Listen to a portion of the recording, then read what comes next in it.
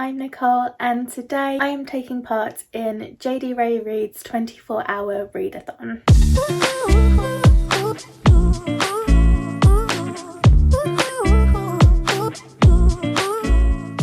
The readathon actually starts at midnight tonight, but it's currently 10 to 10, so we've got a good couple of hours before that happens. I'm currently putting together a TBR. I'm already tired, so that's not good. Maybe I should take these couple of hours to have a nap. But I thought about what I want to read, and what I should do is read the books which were selected for me in my TBR. But instead, what I like to try and do is I have 3 books by Alice Oseman which I haven't read yet, and here's the thing, I want to read them obviously, but I also really want to read Heartstopper, but I can't justify buying Heartstopper when I have 3 unread Alice Oseman books on my shelf, and I don't know yet whether I like her writing, I don't know if I like her stories, I don't know yet, so I can't justify adding a 4th Alice Oseman. So I don't know why I'm going to try and do this, because I'm not a very fast reader, but ideally I would love to be able to get through all of the books that I own from Alice Oseman, and if I love them then I am going to buy Heartstopper. That's just what's happening. So yeah, like I say, I'm not a fast reader. This could like leak over. I could fall asleep. That's very likely. I'm no good at 24-hour readathons, so sleep is highly likely. But we'll see if I can push through. I am pushing through. But the books that I'm going to be reading, I'm going to be reading them in order of like publication of the ones that I own. So it's Radio Silence, I Was Born for This, and Loveless. That's what I like to do. That's how I would like to spend my weekend of reading or my next 24 hours.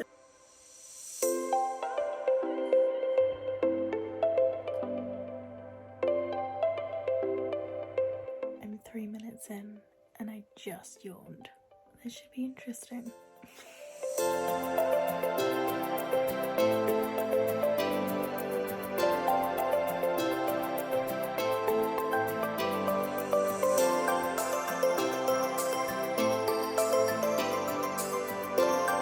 It is 7:30 in the morning. I haven't taken my makeup off. There is a method to the madness though. I hate going to sleep with makeup on, so I figured if I don't take my makeup off you won't fall asleep, and it worked. More to the point, I finished Radio Silence by Alice Oseman. It was really good. I really enjoyed it. It made me cry in some places. I'll do more of an update in a bit, but it's early, everyone's still asleep. 7:30, first read done. Gonna move on to the next book. Might do some editing, just get some like blue light, and maybe it'll wake me up. What is it they always talk about, like blue light, the thing in like laptops and phones which keeps you awake. Might get some of that. And then I'm moving on to the next read, which is I Was Born for This. So let's do this.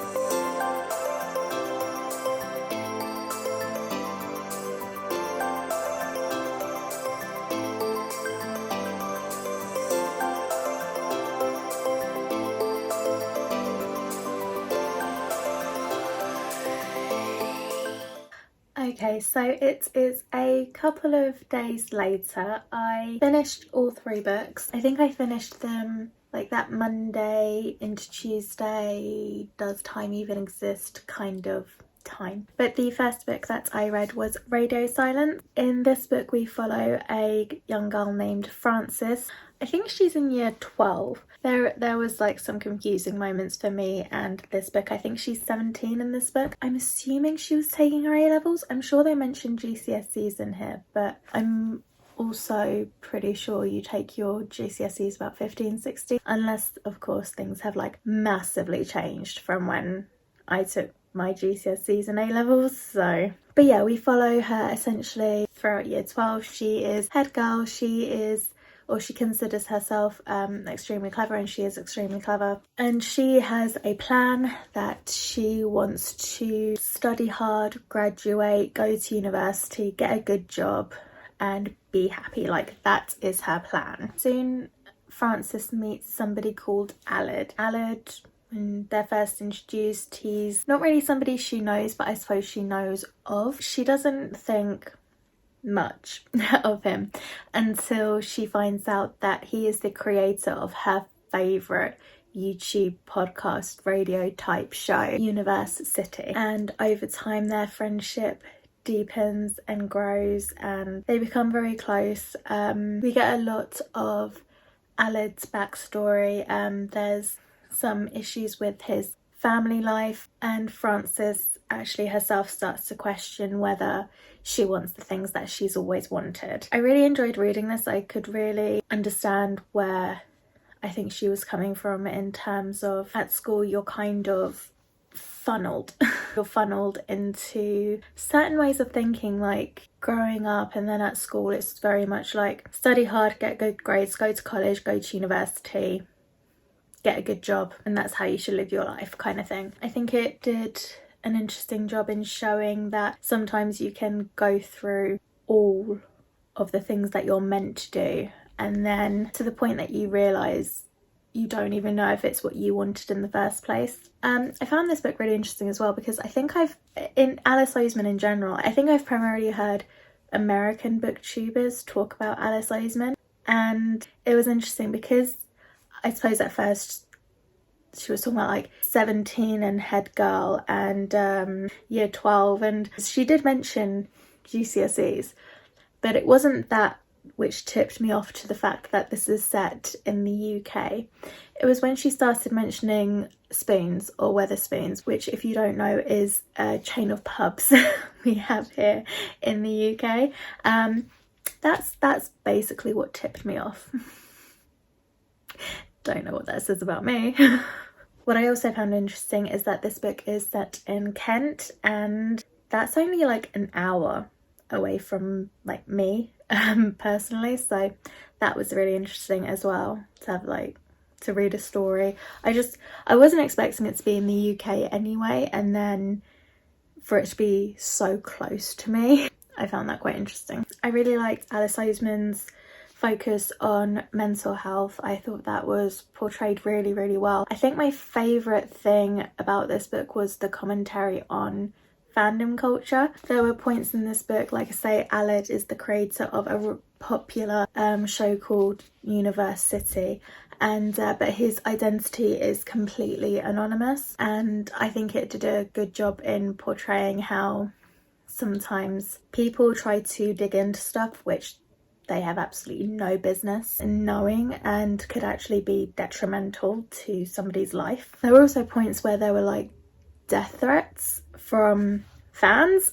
Well, they were fans, that's the thing. There was this whole like fandom surrounding this podcast or YouTube show, and there was a point where the creator was receiving death threats, and it's like,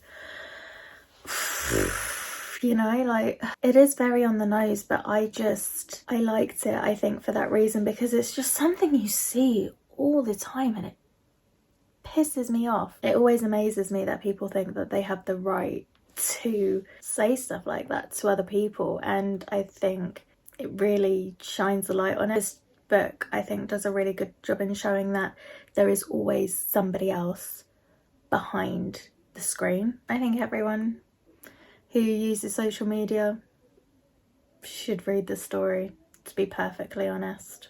I really love this book, and there was a lot of things which stood out to me, but for some reason, I think because the culture nowadays surrounding social media, I think that was what stood out to me the most. I really enjoyed the platonic relationship between Frances and Aled. Male-female friendships aren't something which are portrayed much without potential romance or friends with benefits type situation. So that was really nice to see that portrayed and see it portrayed well. One thing I will say about this book is that I think it's obvious that Aled needed help, like with his family life and everything like that. But there were a lot of points throughout the book where Frances would make comments about herself and how she was useless and that she hated herself, and they were very flippant comments, but I think it would have been good to delve deeper into her character. She is a really loving, amazing mother. Her grades were always impeccable, but because she kept saying she felt useless and worthless and that she hated herself, I think it would have been really good to go more in depth with her character and show, while on the outside you might have an amazing life, but that doesn't mean you have amazing mental health. Like, it doesn't. Like, you could have everything and you can still be depressed and anxious, and we saw it a little bit. I don't know whether she was, but with the way that she was talking about herself, it really made it feel like it. And so yeah, I think it would have been nice to delve deeper into Frances and her feelings and show that you could have the most perfect life. That doesn't mean you're okay, and it doesn't mean that you don't need help. That's what I have to say on this book. I rated it 4 out of 5 stars. Like I said, I really enjoyed it. I really enjoyed the story. I really enjoyed the character. I really enjoyed the mystery aspect with Aled's sister. So overall, I rated this 4 out of 5 stars. The next book that I read was I Was Born for This. I really enjoyed this one as well. I liked that with this one. Okay, so we follow 2 perspectives. We follow a young girl named Angel who is a massive fan of this band called The Ark, and we also follow Jimmy, who is a member of The Ark. The Ark are a band comprised of 3 members, 3 really good best friends since school. And in terms of popularity, I would say, think One Direction or the Beatles. I would say mainly One Direction. They are at that level. And I don't care if you didn't like One Direction or the Beatles, you know exactly how popular they were, and you know exactly what the fandom was like, or Dan and Phil.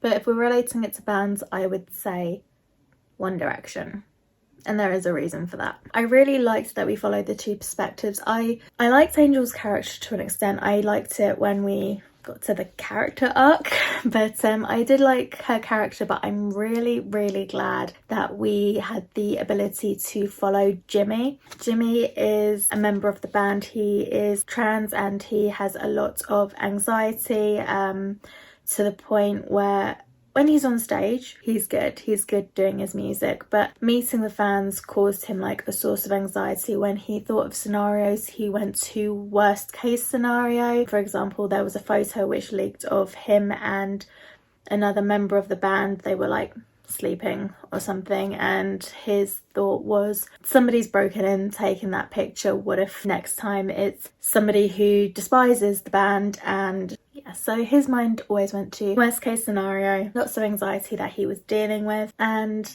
the band were in a position where they were needing to sign a contract, which would mean a lot more work, potentially breaking America and globally. I'm glad that we had the 2 perspectives, because as much as I liked Angel's character, I think I would have gotten very frustrated, because like I say, this is about fandoms and stuff, and the reason that I say that it reminds me a lot of One Direction is because there was a scenario in here which really reminded me of the Louis Tomlinson, Harry Styles and Eleanor, Louis' girlfriend, where people thought that she was hired by the record label to play Louis' girlfriend or something. Fans thought that Jimmy was together with one of the other bandmates. The other member of the band actually had a girlfriend, and all the stuff online was just like, no, it's not true, she's just been hired and blah blah blah, and people were really pissed off with her. And it's like,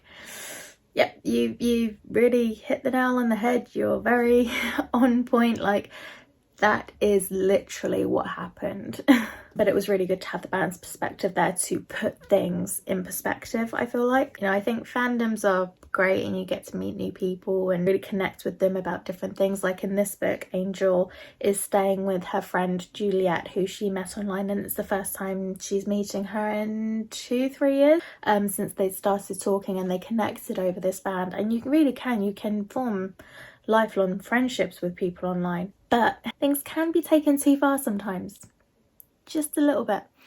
And I think this book does a really good job in portraying that. I really enjoyed this book, especially, and it's like there was a scene where she jumps on a train from London to Kent with this guy, like the guy from the band, and she thought nothing of it, except for the fact that she didn't tell her parents, because she knew that they would like freak out, like I think anyone would. And it's like, what levels would you go to for people that you don't know? And I think that's what Jimmy kept saying, like whenever a fan would say, oh, I love you, he's just like, you don't know me. The word love is used a lot here, and which is understandable, but it's like, oh, I love you, and it's like, but you don't know them. And I think that's a really interesting thing. It's something that I thought about for a while. Whenever I say like, oh, I love XYZ, I'm just like, I don't love them, I love their content, or I love their music, or I love their films or whatever, but technically I don't know them. And I think that was just portrayed really well here, and so I really enjoyed it, and I ended up giving it again 4 out of 5 stars. The last book that I read for this 3 Alice Oseman one weekend thing, I think that's what I'm titling this, a little bit over one weekend. It was a bank holiday weekend. I think it was technically Tuesday I finished this, but it was like 6 a.m. Like I spent the night reading it. It still felt like Monday. Anyway, the last book that I read was Loveless. This one, we had some problems to start out with. We had some problems. So in this book we follow a young girl named Georgia who has just finished her last year of secondary school. No, she's finished school. She just had the prom. I'm so confused about their schooling in this world. I'm sure it's in the UK, but she just had her prom and then she went to uni. Do they have proms in college now? She's off to like Durham uni. Anyway, basically what happened was on, I think it must have been the day of prom or whatever, or at this like house party, her peers found out that she had never kissed anyone or anything like that, and they all thought it was really weird, and then she ended up feeling really weird about it, and she tried to kiss someone that night. It did not end well, but essentially she decides that when she starts university she's going to completely reinvent herself. She essentially just makes plans to find love. I think everyone knows by now, and if you don't, it's on the back of the book anyway. Georgia, some way throughout the book, realizes that she is aromantic, asexual.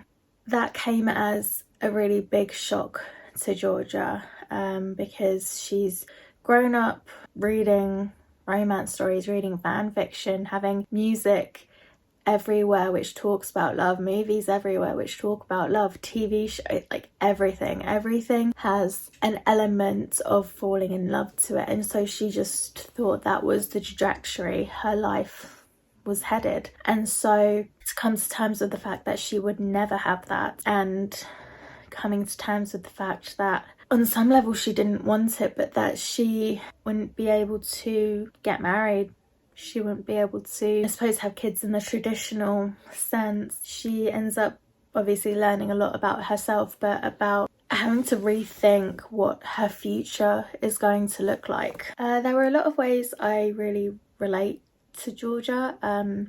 I wouldn't say that I was aromantic, asexual, but if there was something in the middle, I've been researching for a while anyway. Let's move on from that. When I was reading this book, I couldn't keep a focus on it, and I ended up, I'll link it in the description, but I was so close to giving up, which I really didn't want to do because I'd heard such good things. I'd found a video which somebody said that they really struggled to read it physically, and they recommended reading it as an audiobook, and I don't usually read fiction as an audiobook, but I thought, do you know what, we'll give it a go.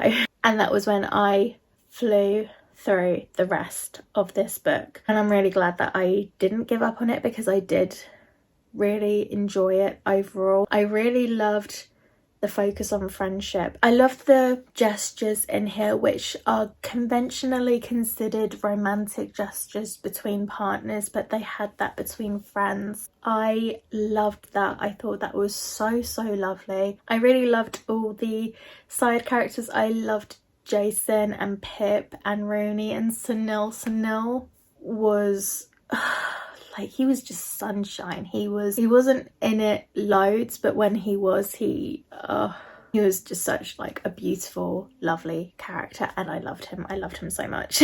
So overall, like I say, I'm really glad that I did read or listen to the rest of this book, because I did end up really enjoying it. I gave this like a 3.5, 3.75, which I rounded up to Goodreads as 4 stars because it doesn't deserve a 3-star. It is a really good book, and I did really enjoy myself in the end, and there are definitely aspects which I love, and I think it is a really important book. So yeah, rocky start but fantastic finish. That is it. That is the 3 Alice Oseman books that I read this weekend. And if you remember all the way back at the beginning, I said that I really wanted to read Heartstopper, but I couldn't justify buying more Alice Oseman when I had 3 on my shelf that I hadn't read yet. And if I love them, then I am going to buy Heartstopper. A little bit of a sneak preview to a book haul that I have coming up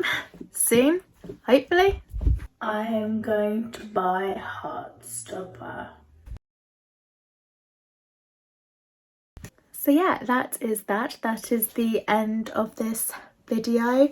If you've read anything by Alice Oseman, whether it's one of the books that I've read or whether it's one of the ones that I'm hopefully going to be reading, let me know. I would love to hear your thoughts. Like, subscribe, all that if you want to. Thank you so much for watching, and I will catch you in the next one. Bye!